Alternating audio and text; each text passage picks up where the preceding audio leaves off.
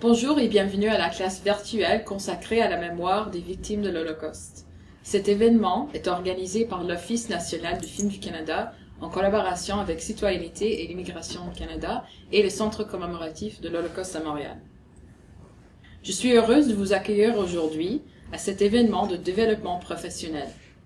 Avant de vous présenter nos invités spéciales, Lynn Dubé et Annie Frenette, ainsi que ma collègue Julie Guinard, laissez-moi vous donner quelques précisions sur le déroulement de la classe virtuelle.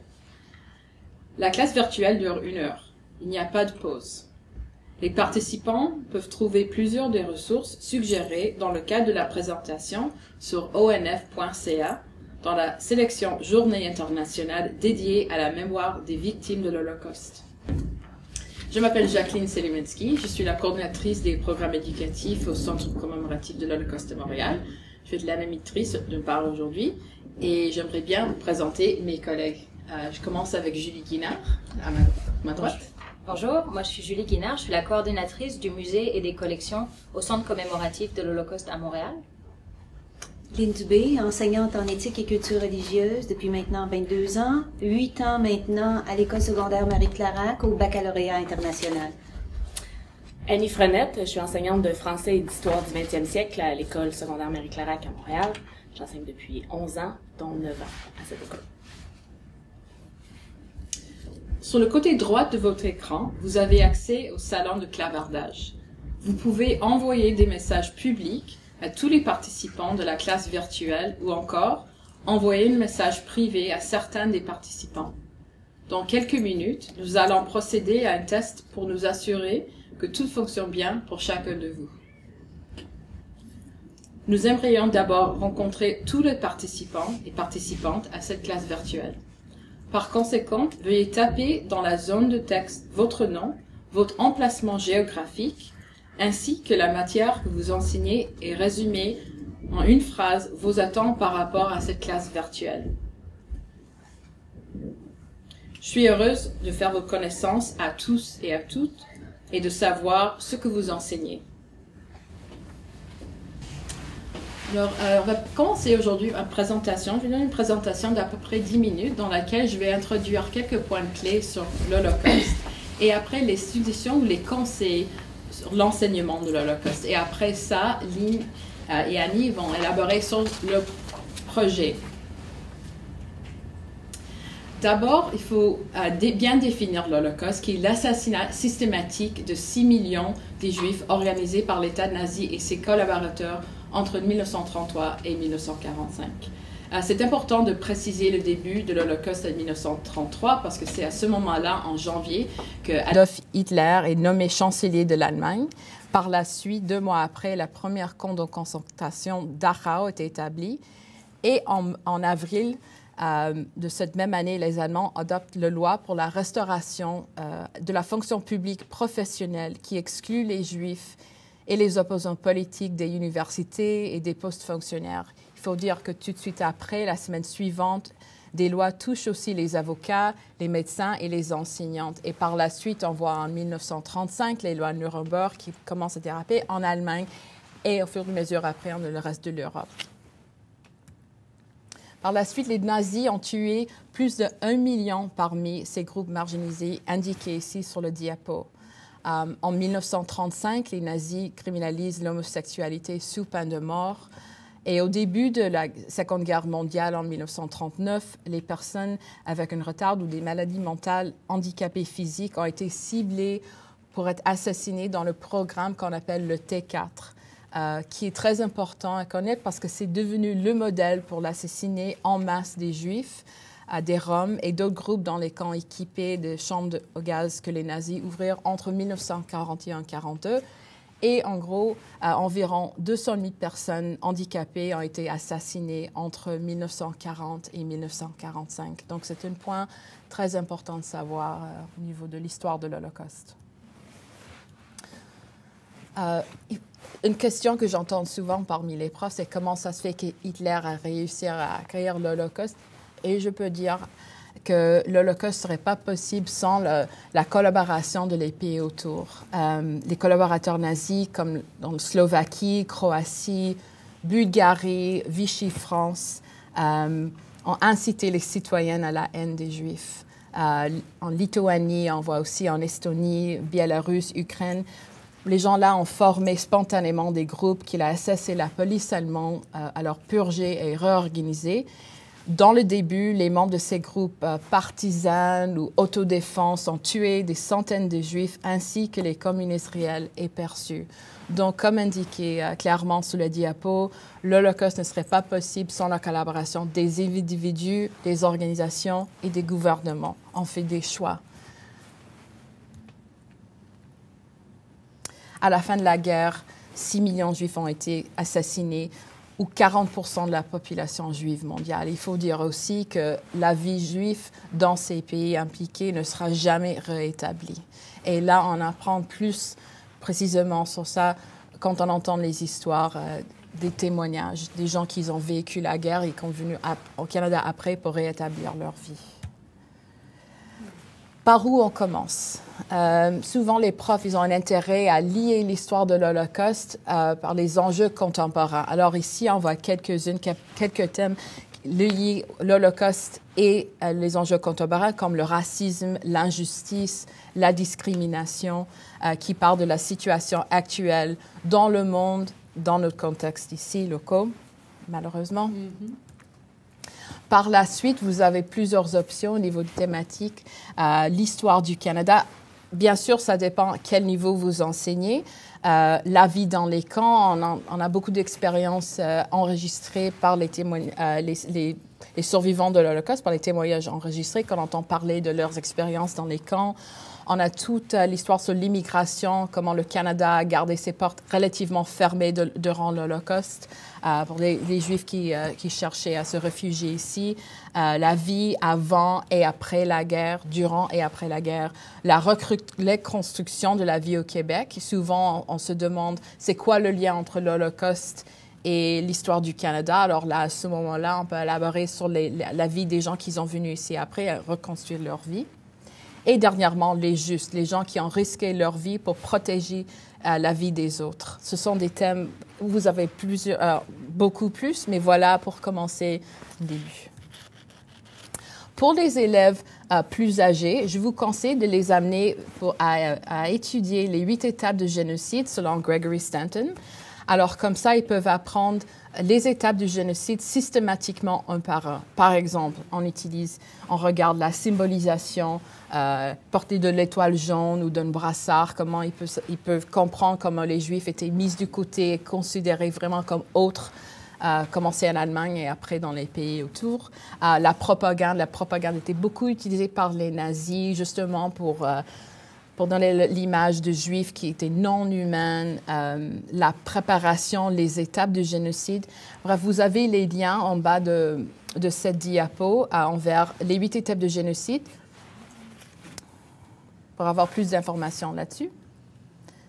Et les conseils. Comprendre qu'il s'agit d'un sujet complexe, évidemment, et je vous conseille d'éviter les réponses simples et de ne mettre pas l'emphase sur les statistiques. Oui, on comprend bien que 6 millions de Juifs ont été tués durant l'Holocauste, mais on parle des histoires des individus et de la communauté, et on veut apprendre aux élèves comment l'Holocauste a joué un impact sur les sociétés dans lesquelles l'Holocauste s'est produit et aussi sur les individus qui l'ont vécu. Savoir aussi que l'Holocauste n'était pas inévitable et qu'il mérite un échafaudage solide pour soutenir la compréhension des élèves. Donc, surtout pour les élèves plus âgés, une compréhension du contexte historique. Et bref, on commence par là. Et aussi de créer une ambiance propice à l'écoute. C'est un sujet qui est très vaste, très complexe et que parfois les élèves, ils ont des questions non seulement sur le contenu, l'histoire de l'Holocauste, mais sur la vécu personnelle et la difficulté à apprendre à imaginer la souffrance vécue par les gens qui ont survécu l'Holocauste. Et puis, je vais maintenant passer le micro, comme on peut dire, à mes collègues. Merci. Alors, bonjour tout le monde. On va débuter avec un petit vidéo, nous aussi, c'est-à-dire un PowerPoint, qui relate un petit peu, étape par étape, comment nous, on procède en classe dans ce vaste projet.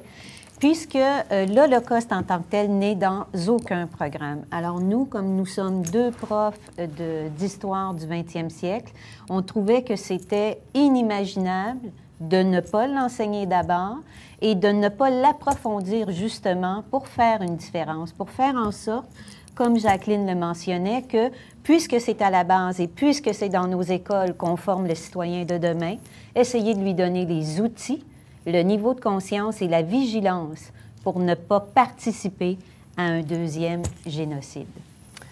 Nous, notre fondement de base, on est parti d'où on est parti. Chacun de notre côté, on avait déjà, à l'époque, quand on a commencé à enseigner, des projets qui portaient sur l'Holocauste, la Seconde Guerre mondiale. Moi, en tant qu'enseignante de français et histoire, je combinais les deux. Lynn le faisait également dans ses classes, dans une autre école. Et quand on s'est retrouvés, on s'est rendu compte qu'on avait des projets similaires, très intéressants, pas nécessairement incompatibles. On a décidé de se mettre ensemble pour en créer un plus fort, toujours en interdisciplinarité. Donc, chez nous, c'est une culture très importante, l'interdisciplinarité. On travaille beaucoup en équipe. Et donc, on s'est assis avec nos compétences respectives et nos programmes respectifs et on a bâti une nouvelle tâche. Nous sommes une école du monde, l'école du baccalauréat international. Donc, aussi la notion de citoyenne du monde, préparer, nous, on enseigne qu'à des filles, préparer nos filles pour le futur et leur donner une compréhension des clés pour comprendre le monde, c'était très important.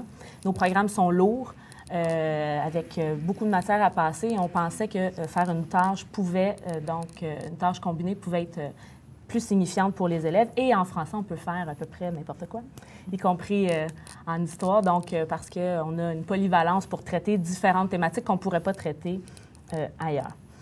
Notre approche est donc interdisciplinaire. On fonctionne avec plusieurs.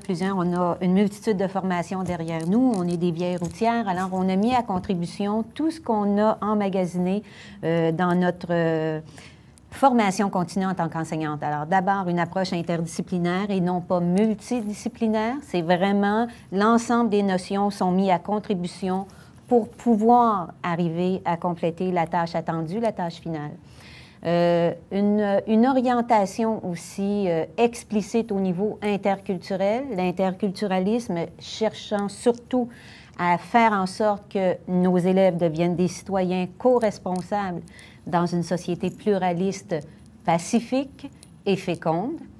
On a aussi une pédagogie différenciée, donc on a des élèves qui sont non sélectionnés. Même si notre école est privée, on accepte tous les élèves, peu importe leur profil particulier. Donc, ce n'est pas des élèves nécessairement performants. On organise et on normalise notre travail en fonction de chacune de nos élèves, de chacun de nos groupes, avec leurs couleurs, leurs particularités. On est aussi inspiré par la philosophie pour enfants, donc au moment des plénières, au moment des dialogues, favoriser une approche intérieure d'abord, une délibérante de ce qui se passe en soi, pour ensuite pouvoir entrer en dialogue avec les collègues et plus tard les familles, les parents, la société. Donc, le projet aussi, donc l'Holocauste, c'est un sujet qui est difficile à aborder, même au deuxième cycle du secondaire, ce qui est notre cas. Nous, on l'enseigne en 5e secondaire. Donc, c'est important d'y aller par une approche qui est en douceur. On ne commence pas avec... tout de suite avec les 6 millions de victimes et des images de ça. C'est important donc aussi de donner une note positive à la fin, tout comme on le voit au Centre commémoratif de l'Holocauste, c'est-à-dire terminer avec la résistance, les justes et tout ça, montrer qu'il y a de l'espoir et qu'il y a moyen de se sortir de ces situations-là. Parler aussi de la notion d'absence de choix qu'on oublie souvent dans les projets sur l'Holocauste. Et donc, nous, on leur fait étudier les études psychosociales qui expliquent le comportement humain et comment un humain peut réagir dans diverses situations. Et évidemment, notre champ d'études, c'est la Seconde Guerre mondiale pour ce projet-là. Et le plus important, c'est de personnaliser l'Holocauste, évidemment, comme Jacqueline le disait, pour éviter qu'on s'en tienne à des statistiques. Et donc, on raconte des histoires, on raconte beaucoup d'histoires, on parle des morts, on parle des survivants, on en rencontre d'ailleurs. Et tout ça est conforme avec donc une formation que j'ai suivie à Yad Vashem il y a 2 ans, où je suis allée perfectionner justement un petit peu ma formation en ce qui concerne l'enseignement de l'Holocauste.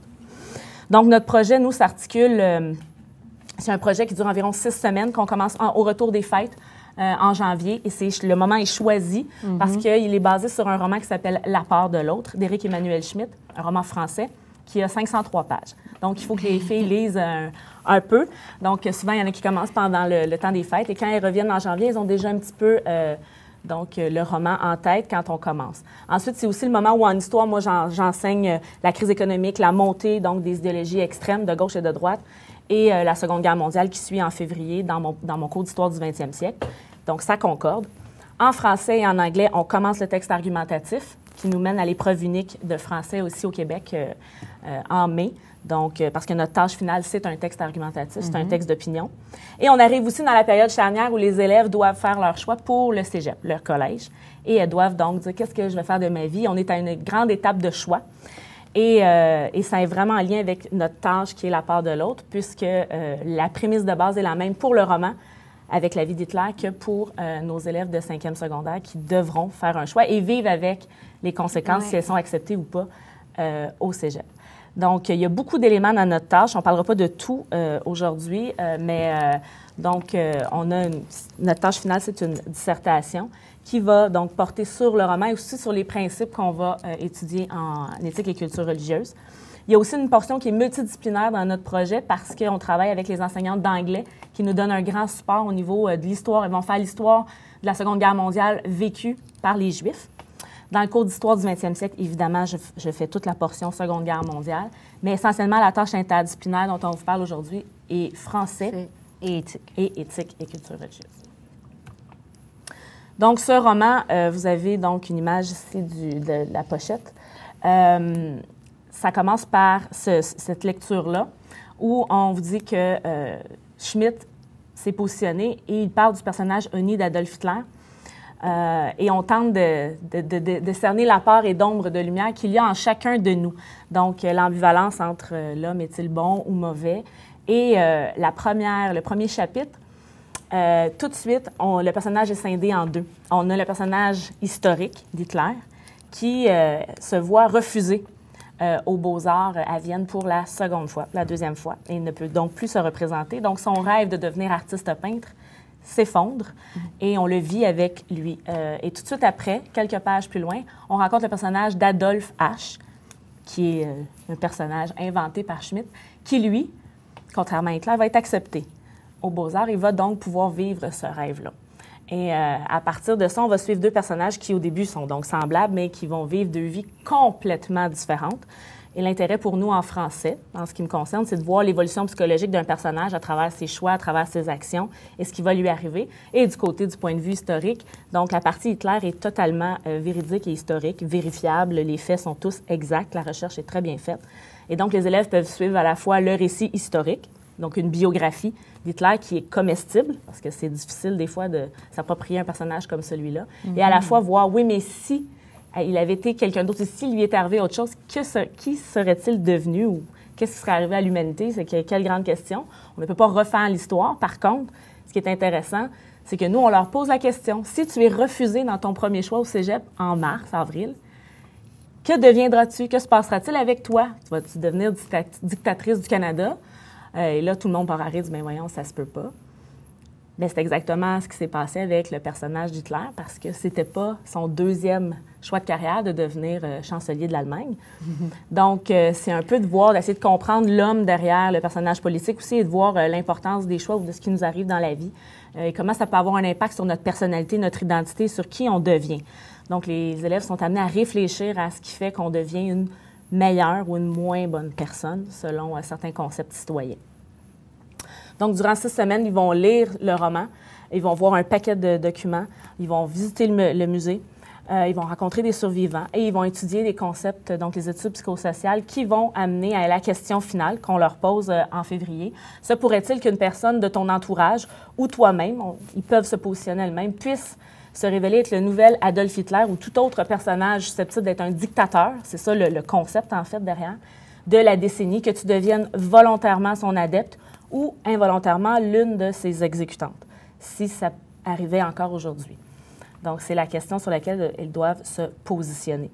Donc, pour ça, elles ont 5 à 6 semaines pour lire le roman. C'est une lecture guidée en classe et tout ça. Il y a beaucoup de discussions qui viennent avec ça, beaucoup de questionnements. Et le but attendu, c'est qu'ils prennent conscience de l'ambivalence de l'être humain, que c'est très fragile et qu'on est toujours à cheval sur prendre de bonnes décisions ou de moins bonnes décisions par rapport à la situation dans laquelle on vit. Évidemment, en français, c'est de voir aussi l'évolution psychologique d'un personnage.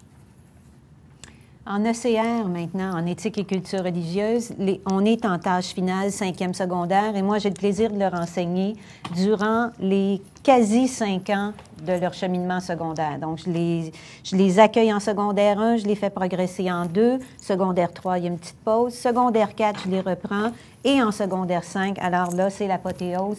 Elles doivent aller beaucoup plus loin avec l'ensemble des concepts qu'elles ont appris et aussi capitaliser sur ce qu'elles ont vu. Donc, la part de l'autre, c'est vraiment une unité de travail qui va faire en sorte que tout ça se mette en branle et fasse sens et dans l'histoire, et aujourd'hui, et pour le plus grand nombre, et pour elles au niveau individuel. Alors, elles ont vu dans le courant de l'année tout ce qui concerne l'intelligence émotionnelle et relationnelle. Je me fie surtout sur les études de Goldman. La résilience et l'apprentissage du bonheur avec comme maître à penser Cyrulnik. L'influence de la génération selon Harris et Garrell, c'est-à-dire est-ce que génétiquement l'homme est programmé pour, comme le disait Marx, être un loup pour l'homme, ou est-ce que la bonté est innée? Alors, on va travailler tout ça. Qu'est-ce qu'une vie réussie? Donc, qu'est-ce qu'une vie bonne? On va venir tout juste de terminer les sectes et les mouvements intégristes. Donc, déjà, on a vu les techniques de propagande, d'enrôlement, la fragilité d'un être humain qui, même si au niveau intellectuel est très bien structuré, au niveau émotionnel et relationnel, très souvent, là, le bas blesse. Et c'est par cette porte-là, cette fracture-là, que tout potentat ou dictateur va fonctionner. Donc, les 10 commandements paradoxaux, comment être juste dans un monde qui ne l'est pas, et les 7 nouveaux péchés capitaux, en plus des 7 vieux qu'on voit un petit peu plus tôt, là. Mais André Comte-Sponville, dans une société actuelle, laïcisée, sécularisée, comment est-ce que la notion de péché ou de vice ou de tort relationnel pourrait être exploitée? Alors ça, c'est le premier bagage. Elles ont déjà tout vu ça. Ensuite, on va plus loin. Et là, c'est de la nouvelle matière, des nouveaux concepts. Là, on entre dans Kohlberg, donc les 6 stades de développement moral. On sait aujourd'hui avec la recherche que l'être humain serait préprogrammé pour la bonté et l'honnêteté. Les choses se compliquent en vieillissant. Kohlberg nous aide à comprendre et chacune de nos élèves s'évalue à l'intérieur de tout ça. Donc, ça va lui donner déjà un petit avant-goût de sa position lorsqu'elle aura à vraiment statuer ce qu'elle serait ou ne serait pas. On revient bien sûr sur la pyramide des besoins de Maslow. Après la Première Guerre mondiale, on le sait très bien, Hitler a capitalisé sur l'humiliation, l'identité ethnique et non pas l'identité citoyenne, et sur la crise économique, les besoins de base, c'est-à-dire se loger, se nourrir. Alors, on avait là un terreau extrêmement fertile pour pouvoir chercher un coupable. Il y a aussi tous les concepts, puisque français, histoire, géo, toutes les sciences humaines, on a à justifier, et dans le programme d'éthique et culture religieuse, toute la portion dialogue, mais structurée, est extrêmement importante. Donc, articuler des arguments qui se tiennent, tout en évitant toute forme de sophisme ou de raisonnement fallacieux. Donc, s'habiliter à les découvrir, les circonscrire et les passer outre et ne pas en faire soi-même. Et bien sûr, la nature ontologique de l'être humain qui est au cœur du débat aussi. Alors, on va de plus en plus loin et l'auteur privilégié, c'est Zygmunt Bauman. Alors, en gros, c'est les nouveaux concepts là, en ECA. Ce qui amène à la tâche finale. Quand on arrive à la tâche avec la question, les élèves doivent se positionner et voici le spectre qu'on vous montre, donc le spectre des positions possibles qu'elles peuvent prendre. Fait que, contrairement à un texte argumentatif régulier, une lettre d'opinion régulière où elles doivent dire pour ou contre, oui ou non, elles ont 6 choix de position possibles selon ce qu'on a étudié. Donc, elles peuvent dire oui, un nouveau dictateur pourrait être possible et justifier à l'aide de 2 arguments.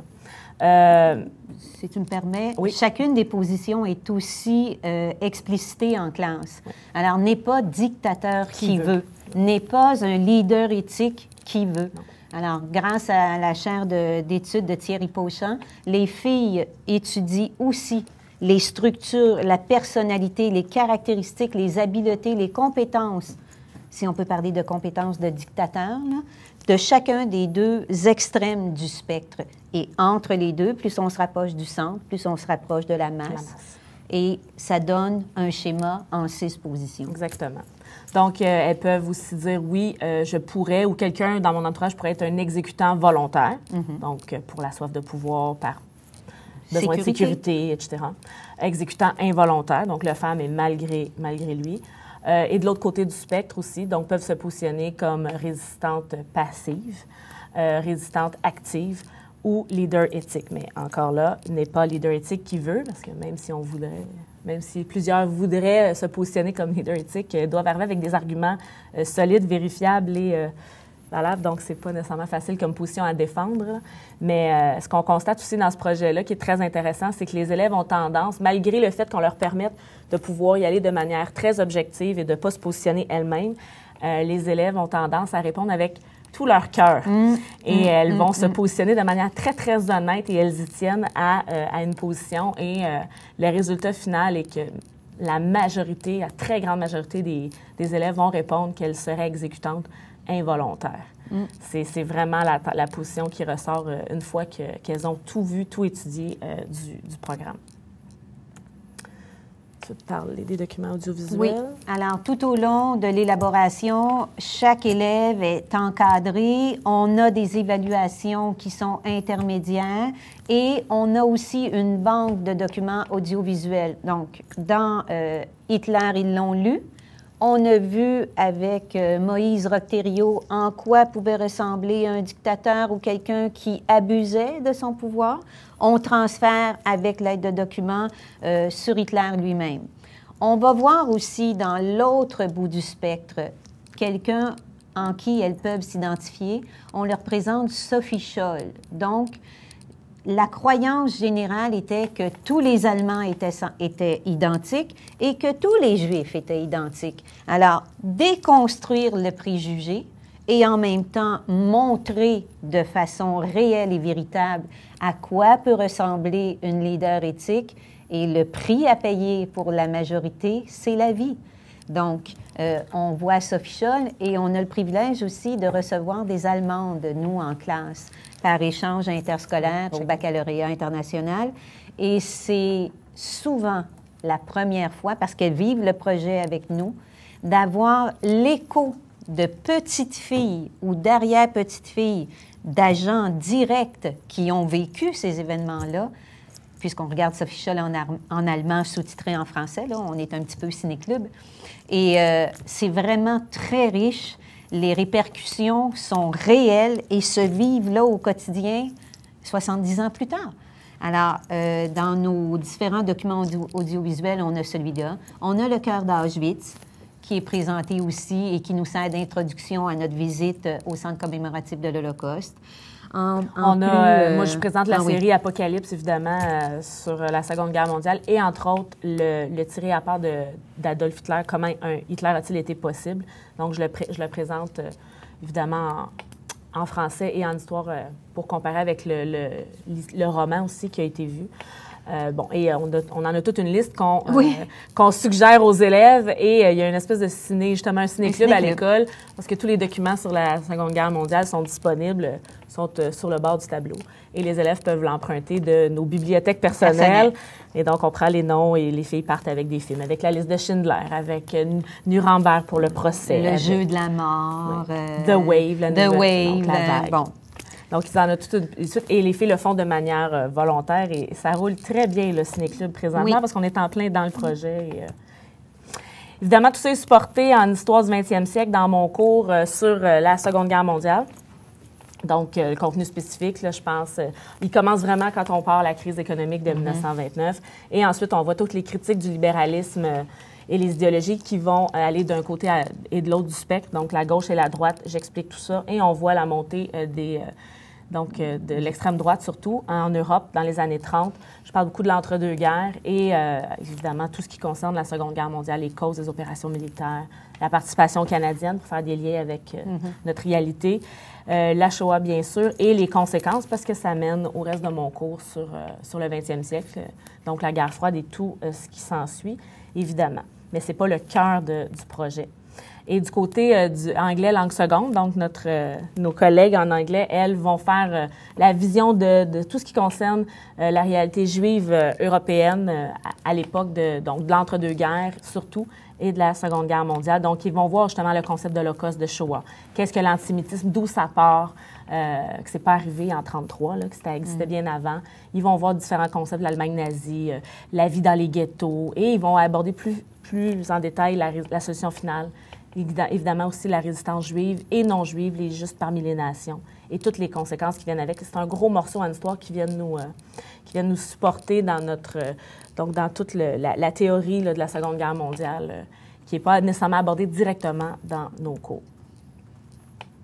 Partie inhérente de notre projet, c'est la sortie au Centre commémoratif de l'Holocauste, qui est un must à chaque année. Les filles se parlent et en ont. Oui.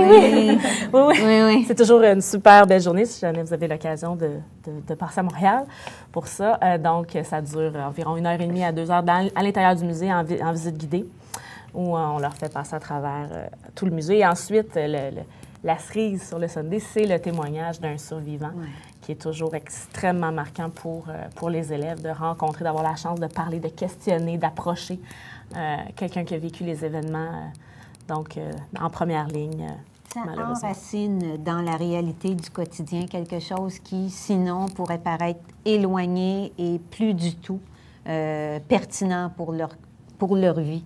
Alors, de voir qu'il y a encore tous ces liens-là, qu'il y a encore des héritiers de cette douleur, de cette souffrance, qu'on peut faire en sorte que ça ne se reproduise pas. Je pense qu'ils en prennent toute la grandeur et toute l'importance. Ça vient vraiment aller chercher chez elles. Ils sont enveloppés et supportés à l'intérieur et par le musée et par tout ce qu'ils vivent à l'école et en dehors de l'école. Ça suscite énormément de réflexion et ça les fait travailler très fort. Nous, en gros, c'est à peu près ça, notre projet. Oui. Excellent. On a quelques questions qui nous viennent du clavardage. Oui. Une des premières questions, c'était notamment sur la notion d'absence de choix.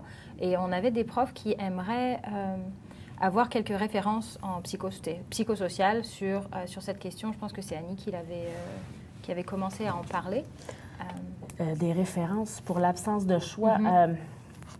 Ou en général, ce que tu utilises en psychosocial. En fait, c'est en ECR. C'est en ECR, oui, donc c'est la liste qu'ils on ont va déjà. vraiment étudier. Alors, on part à partir d'un documentaire où on parle de Milgram, donc toute la théorie entourant l'obéissance, lorsqu'on reconnaît quelqu'un d'une autorité, qu'elle soit vraie ou pas, on lui reconnaît une autorité et spontanément, comme on est structuré dans une société où l'obéissance est obligatoire, donc on a une propension à obéir.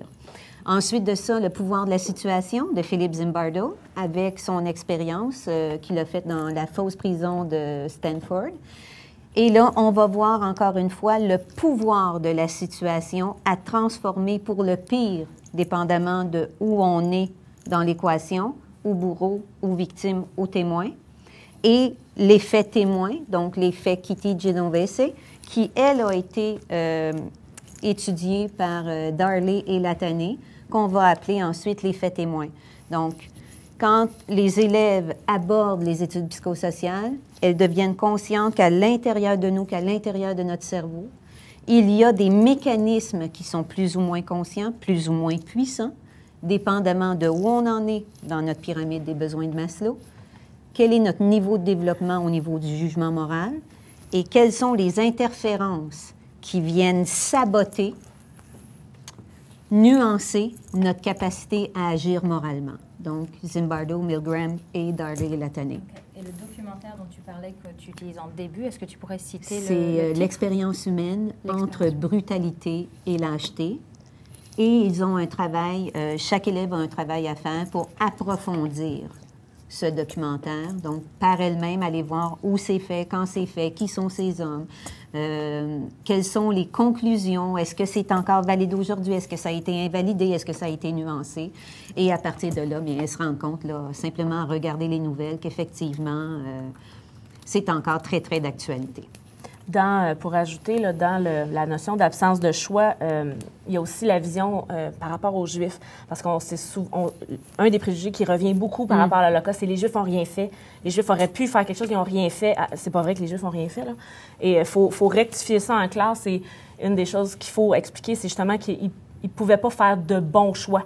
Ils ne pouvaient que faire des choix qui menaient à, malheureusement, des choses qui étaient très négatives. Et bon, là... Le choix de Sophie, on en parle, on ne le présente pas, on leur dit qu'on est incapable de le voir nous-mêmes en tant que mère. On est des mères. Et donc, le choix de Sophie, c'est une référence, malheureusement, pour expliquer, pour montrer de manière très éloquente l'absence de choix, par exemple, pour un Juif qui se fait prendre et qui doit choisir entre lequel des deux enfants, lequel de ses enfants qui va vivre. Le petit garçon ou la petite fille. C'est un choix impossible à faire. Et les Juifs ont été menés à partir de 1933, quand les lois discriminatoires ont commencé, et après les lois de Nuremberg, ça a été de pire en pire, ils se sont retrouvés pris en souricière, et plus ça allait, moins ils avaient cette possibilité des choix de s'enfuir, de sortir, d'agir, et ça a amené à toutes sortes de... Donc, ça a amené à la tragédie qu'on connaît. Donc, il y a beaucoup d'histoires dans l'Holocauste, au niveau de la personnalisation, là, qu'on peut expliquer, qu'on peut raconter des anecdotes de cette absence de choix-là. Dans n'importe quelle couche de la société, on l'a. C'est très abondamment illustré. L'autre élément aussi qui peut peut-être servir de ressource, c'est dépendamment des classes, des groupes. Pour les groupes un peu plus enrichis, j'offre le texte de Primo Levi, Si c'est un homme, où il explique lui-même et il déconstruit ce préjugé-là. Alors, c'est pas souvent... Il y a l'absence de choix, mais il y a aussi l'absence de moyens. Alors, départager là, ce qui est possible de l'impossible et remettre en contexte aussi. Là. Excellent, merci beaucoup. On a d'autres questions, notamment, on sait que toutes les deux, vous enseignez à des filles. Oui. D'après vous, est-ce qu'il y aurait une différence, justement, dans un groupe où il y aurait plus majoritairement des garçons? Oui. Et est-ce que vous traiteriez le sujet un peu différemment ou est-ce qu'il y aurait peut-être d'autres choses? J'imagine, quand on parle de choix, de référence à l'autorité, on sait que le régime nazi avait des visions très différentes pour les filles et pour les garçons. Est-ce que vous pourriez un peu élaborer là-dessus? Avant d'être dans une école uniquement pour jeunes filles, j'enseignais dans une école mixte avec une grande majorité de garçons dans un quartier tout à fait ordinaire, sans sélection, sans performance, et c'était un des projets qui était le plus stimulant pour eux. Et eux savaient, et la référence que je leur donnais, quand les études psychosociales et tout ça, je passais par le biais du procès de Nuremberg. Le psychiatre qui était là a donné ces documents à quelqu'un d'autre et La mort et mon métier était le livre complémentaire que les garçons lisaient pour comprendre. C'était surtout la position du bourreau qui les interpellait et c'était vraiment une ressource qui faisait en sorte que la polarité garçon-fille était équilibrée à l'intérieur du projet. Nous, on l'a féminisé. On est deux filles qui enseignons qu'à des filles. Mais à cette époque-là, et j'avais le privilège aussi d'avoir quelqu'un qui avait fait le débarquement de Dieppe, qui venait faire un témoignage en classe. Donc, le point de vue aussi du Canada, comment ils ont participé. Donc, oui, il y a tout à fait moyen de masculiniser l'unité de travail. Avant que je lui présente l'application iPad du Centre commémoratif de l'Holocauste de Montréal, j'aimerais bien revenir sur quelque chose que vous avez dit durant vos présentations par rapport à la déconstruction des préjugés. C'est lié à une question qui était posée lorsque le dernier webinaire à Toronto, mais je pense que c'est une question qui s'adresse vraiment au public ici. Pouvez-vous suggérer des façons d'enseigner l'Holocauste dans une classe multiethnique où la plupart des élèves ne sont pas d'origine européenne? Mais en fait, nous, c'est notre cas. On est dans un quartier à Montréal-Nord où c'est très multiethnique. Ouais. Et l'Holocauste, en quelque part, peut nous servir d'étalon de mesure sur la vulnérabilité de ce qu'on va appeler le vernis et les acquis de la démocratie dans une société où les gens sont éduqués et vivent dans une relative opulence. Alors, on est tous l'étranger de quelqu'un d'autre. Et dans le contexte actuel au Québec, avec tout ce débat entourant la loi 60, la Charte des valeurs, remettre justement en perspective les vérités versus ce qui est véhiculé, comment l'information, la désinformation, la surinformation peut faire en sorte que notre jugement va se perdre plutôt que d'être encore plus précis. Alors, quand on enseigne à des classes multiethniques, le processus migratoire, être la majorité, qui est la majorité, les relations de pouvoir, comment s'intégrer, comment reconnaître l'autre et comment faire en sorte de prendre de l'autre, du pays hôte, ce qui est bon pour nous, comment ne pas se cristalliser et devenir en repli culturel. Ce sont tous des thèmes qui peuvent être abordés à l'intérieur de l'Holocauste. Et chez nous, les filles, on a beaucoup d'Italiennes, d'Haïtiennes, d'Arabo-musulmanes. On a beaucoup, malgré qu'on soit une école catholique. Et chez nous, la différence, ce n'est pas une menace, c'est une richesse. Les filles le vivent comme ça, les élèves le vivent comme ça, et c'est comme ça qu'on aborde le projet aussi. Le Canada, c'est une terre d'accueil, et la notion de vivre ensemble est très importante, et ça commence dans une salle de classe, je pense. Et ça se vit comme ça, et le projet est vu comme ça. Donc, on a un terrain d'étude qui est la Seconde Guerre mondiale, mais nous, notre but, c'est qu'au niveau local, ça se passe aussi, ça se passe bien entre les élèves, parce que ce sont les citoyennes du monde de demain, et doivent apprendre à vivre ensemble avec les différences et à valoriser les richesses, les différences culturelles. Super. Mais je pense qu'une des façons de capter l'attention aussi de nos audiences jeunes, c'est d'inviter au sujet de l'Holocauste par les médias sociaux. Donc là, maintenant, ma collègue Julie va présenter l'application iPad qu'on est disponible gratuitement, mais elle va vous tout expliquer. Et là, je vous passe le bâton. Excellent. Donc l'application iPad du Centre commémoratif, elle a été lancée juste les derniers mois, en fait, en octobre dernier. C'est une application qui est gratuite et qui est disponible pour iPad, mais aussi pour les tablettes Android. L'idée qu'on avait, c'était de présenter en fait, à nos visiteurs différentes façons de visiter le centre commémoratif, donc de se balader dans notre exposition et de découvrir du contenu additionnel à ce qui est présenté dans les vitrines. Et en fait, ce qu'on s'aperçoit, c'est que ça marche aussi très bien quand on est à l'extérieur du musée et que finalement, le monde entier peut avoir accès à une visite virtuelle de notre musée. Il y a ce qu'on voit quand on ouvre l'application, c'est qu'on a 3 visites différentes. Donc, une visite qui s'appelle « Histoire de vie de survivants de l'Holocauste », qui est vraiment une visite qui fait des liens entre objets, on va dire, historiques et histoire de vie personnelle de survivants ou d'immigrés juifs à Montréal. Donc, des fois, il y a des immigrés qui sont arrivés avant ou après la Seconde Guerre mondiale. La deuxième visite est enfants et adolescents durant l'Holocauste, qui s'adresse vraiment, c'est une visite thématique qui parle de toutes les politiques, de tous les enjeux sur les enfants, tous les impacts sur les enfants et les adolescents durant cette période. Et je vous en montrerai un peu plus parce que je pense qu'on parlait aussi d'empathie, de choix, d'arriver à faire le lien entre nos classes et puis cette histoire-là. Je pense que c'est un bon exemple de leur parler de gens qui avaient leur âge. La dernière est plus basée sur les notions, notamment les étapes du génocide de Stanton et les notions de droits humains. Et elle s'appelle « Déconstruire le génocide ». Et elle donne accès à certaines notions qui sont très intéressantes aussi, j'imagine, à la fois en histoire, mais aussi en éthique et culture religieuse. Quand on rentre dans l'application, ce qu'on voit, en fait, c'est qu'on a accès à énormément de contenu, de photos. On peut zoomer, on a des carousels d'images. On a des fois des photos annotées comme celle-là. Donc, en éthique, par exemple, on peut parler du chandelier de Hanouka. Quand on clique dessus, on peut voir certaines indications sur ce chandelier-là. Chaque image, on peut zoomer, c'est assez intéressant, on peut aller vraiment dans le détail. Et on a en fait accès pour chaque visite à toute une liste d'objets qui permettent en fait de passer à travers la chronologie avant, pendant et après l'Holocauste. Dans celle sur les enfants et les adolescents, ce qui est intéressant, c'est qu'on s'est vraiment appuyé sur des objets qui ont directement trait à certains enfants et à certains thèmes qui sont vraiment pertinents pour les enfants et les adolescents. Par exemple, la question de la théorie raciale et de l'antisémitisme à l'école, dans le régime nazi. Donc, par exemple, à chaque nouvel arrêt, si vous voulez, de la visite, vous avez un audio. Donc, je vais faire partir l'audio pour cet arrêt-là, l'antisémitisme à l'école. Une fois au pouvoir en 1933, les nazis appliquent leur politique antisémite jusque dans la salle de classe. Ils peuvent ainsi endoctriner même les jeunes enfants à la haine raciale.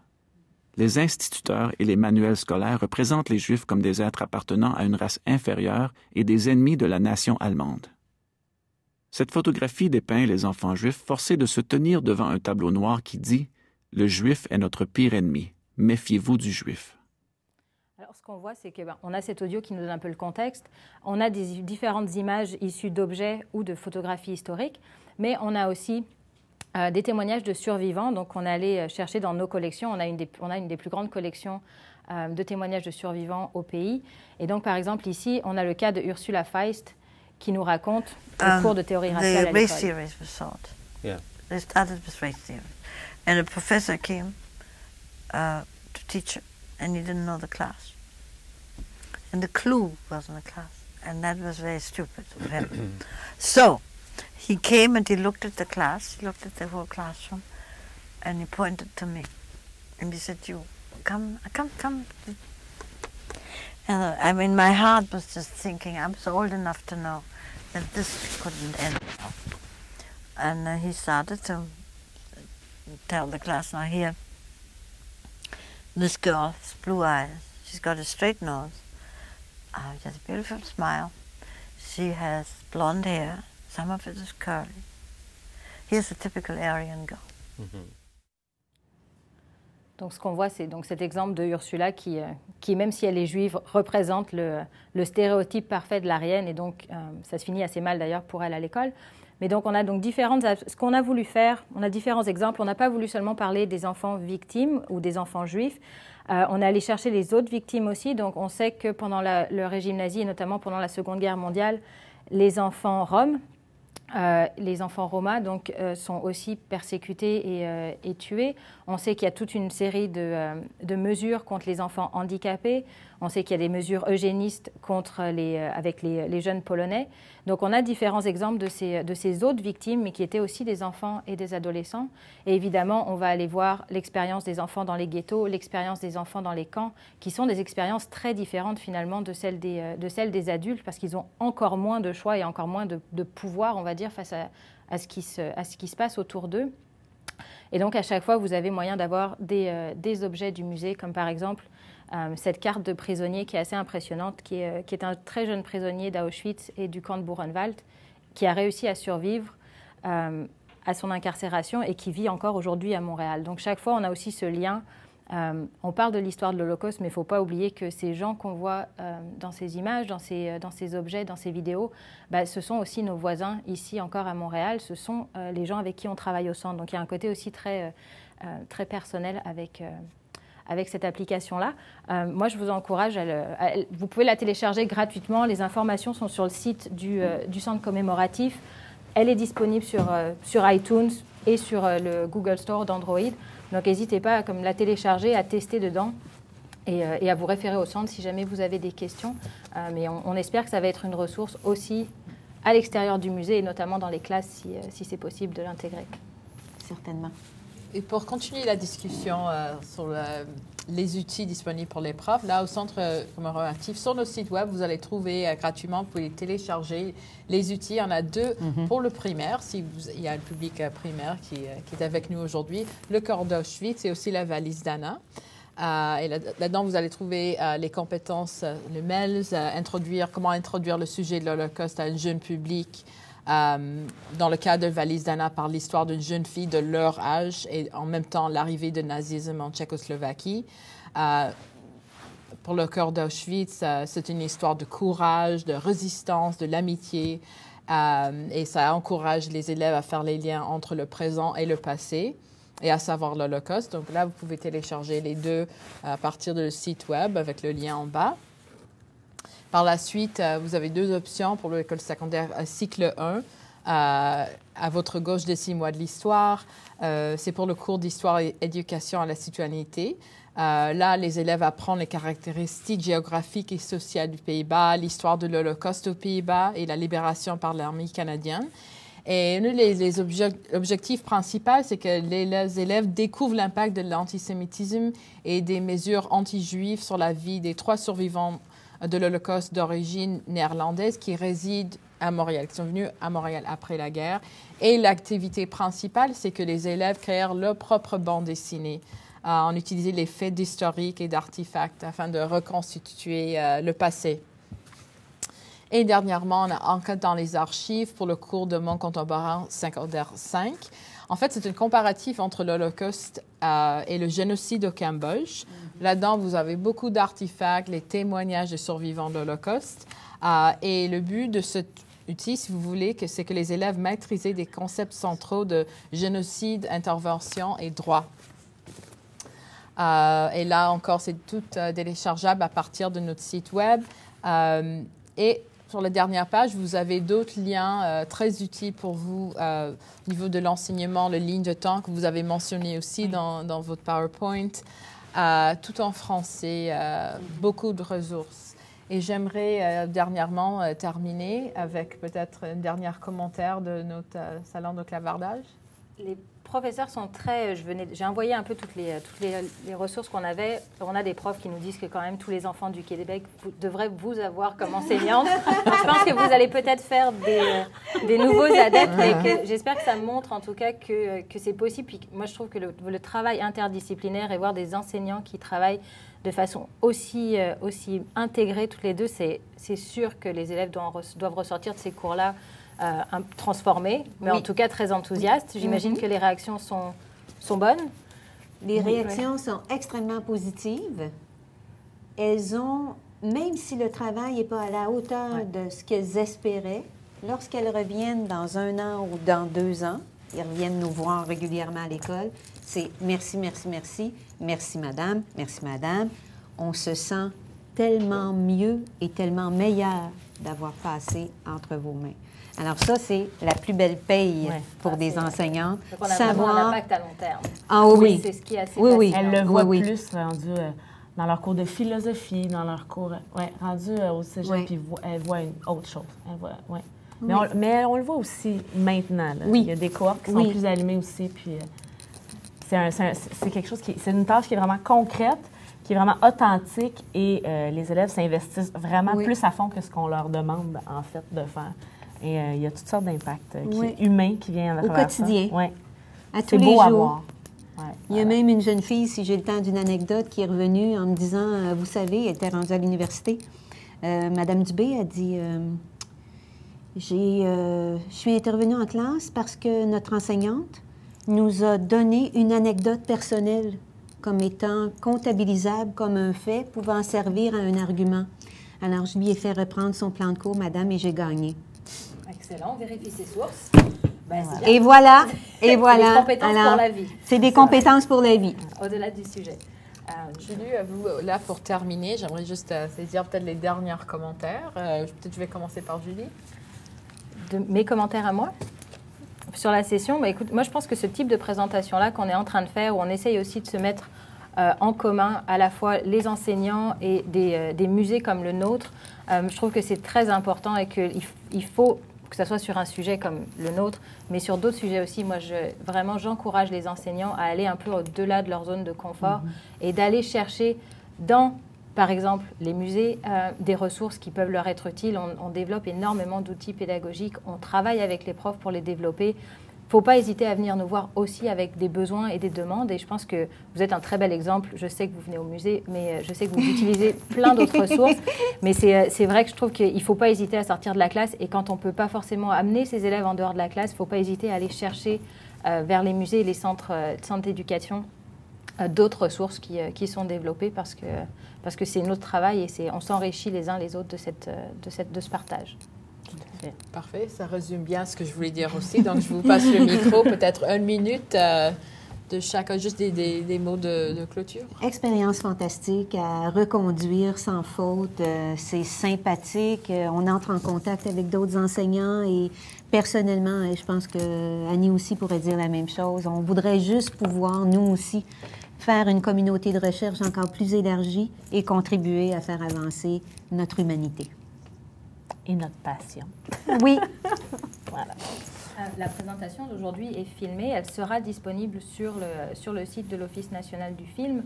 Donc, pour ceux qui avaient du mal à prendre des notes en même temps que les diapositives passaient, etc., ils pourront revivre le moment. Et donc, toutes ces ressources seront disponibles à nouveau. Donc, pour les professeurs qui avaient peut-être d'autres questions plus précises, les PowerPoints seront disponibles aussi. Bien sûr. On est toujours disponible aussi. Et juste un petit mot à dire à la fin. Merci à Annie, à Aline, à Julie, aux participants, aux organisations partenaires, ainsi que tous les collaborateurs, Centre commémoratif de l'Holocauste de Montréal, le ONF, le CIC. Nous tenons aussi à remercier à la Fondation Azrieli pour sa contribution et nous vous rappelons que les enseignants et les enseignantes qui se sont inscrits à cette classe virtuelle reçoivent une trousse gratuite du programme des mémoires de survivants de l'Holocauste de la Fondation Azrieli en anglais et en français. Ils sont excellents, ça comprime les mémoires et les courts métrages. Celle-ci, voilà. Nous avons besoin de votre adresse, n'oubliez pas, votre adresse postale complète pour vous faire parvenir cette ressource. Veuillez, s'il vous plaît, transmettre votre adresse à l'ONF si ce n'est pas déjà fait. J'espère, un dernier mot, j'espère que cet événement vous a plu et que les échanges qui sont déroulés dans le salon de clavardage vous seront utiles. Bonne fin de journée à tous et à toutes. Au revoir.